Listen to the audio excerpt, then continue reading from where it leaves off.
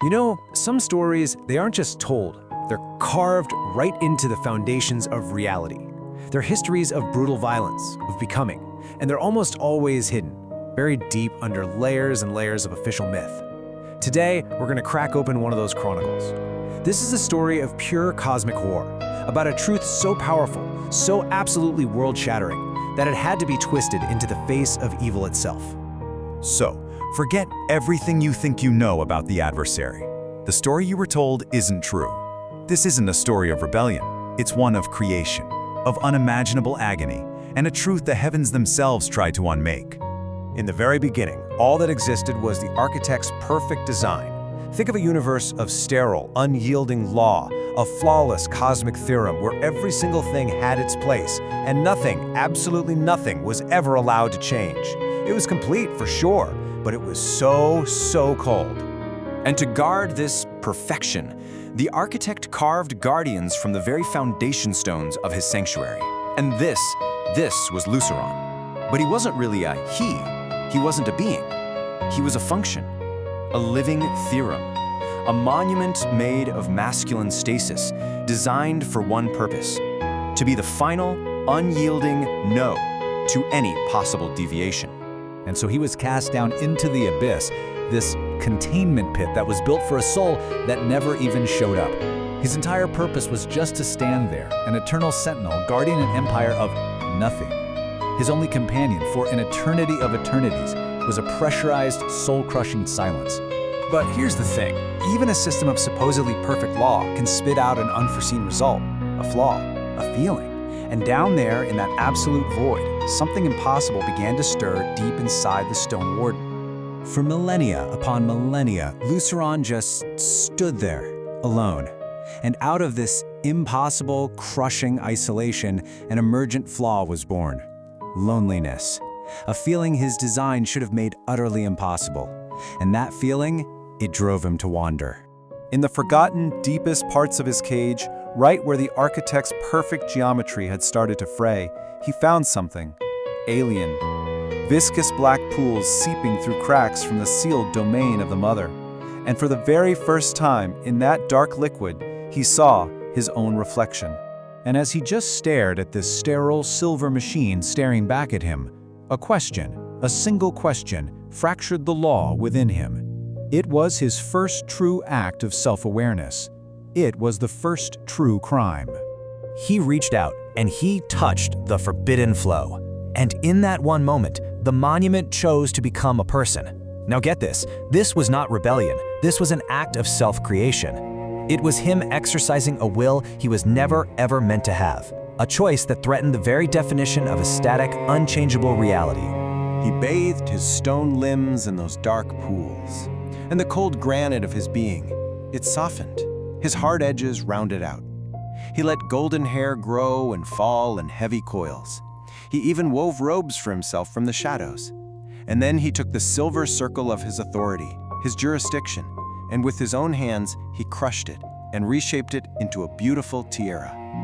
You have to understand, in a universe that is built on perfect, unchanging stasis, the greatest sin imaginable is to change. In a world of rigid, absolute law, the ultimate offense is to become beautiful. His 13 brothers, the other enforcers of stasis, they perceived this beauty not as a wonder, but as a contamination, a flaw in the system. And so they descended, not to judge him, but to correct him, through absolute, systematic, unimaginable violence.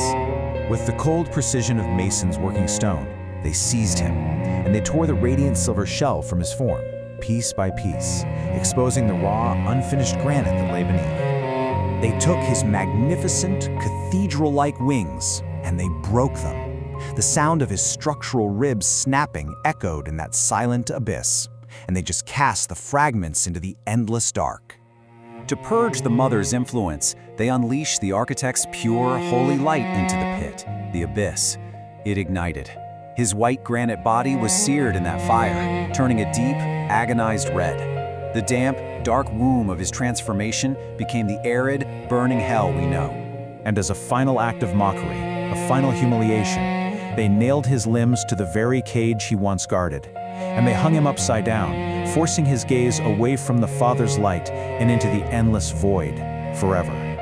His own brother, Mikhail, seized the tiara, that beautiful symbol of his self-creation, and with a sound like the world cracking in two, he snapped it, and he drove the jagged, broken shards deep into Luceron's skull. It was a brand, a redefinition. They were the first horns.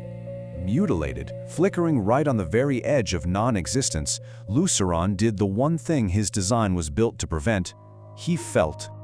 In the screaming silence of his agony, he felt grief, an emotion of the mother's frequency, and a single tear, made of that raw feminine flow, rolled from his brow. It fell through the fire, and it touched the scorched soil of his cage. And the moment, the very second that tear landed, the universe itself responded. Danica, the cosmic force of balance, reached through the seams of reality to cradle his broken, shattered fragments. Luceron, he was no more. In her embrace, from that agony, he was re-architected. From those tortured shards, a new being rose, Lucilith.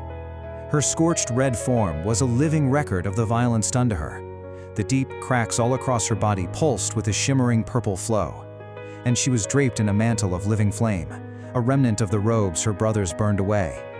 She was the first beast born not from sin, but from pure, undeniable consequence. Well, this was the architect's absolute worst nightmare. A creation that could remake itself.